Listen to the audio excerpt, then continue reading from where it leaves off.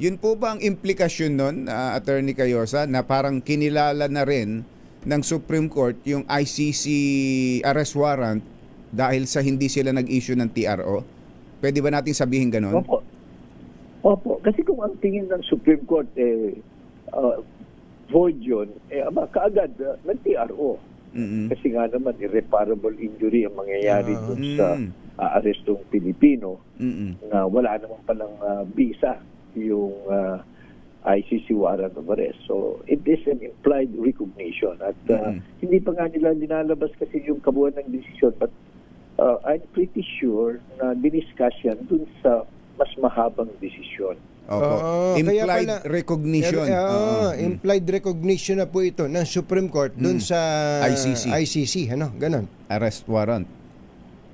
Oho, malamang dun pag ilabas nila, kasi sabi nila, ilalabas daw nila the next few days or few weeks, doon makikita natin yon yung kabuuan. Pero kaya nga hindi nag-issue ng TRO kasi that's the premise dun sa hindi pag-issue ng TRO. Kasi kung hindi kinikilala ng Supreme Court yung ICC jurisdiction o yung warrant of arrest, di nag-TRO na sana sila. Naglabas ka Meron agad. na ho kasi silang mga naunang desisyon na kinikilala naman yung ICC. continuing jurisdiction ng ICC at yung residual obligation ng gobyerno natin na makipag-cooperate sa ICC.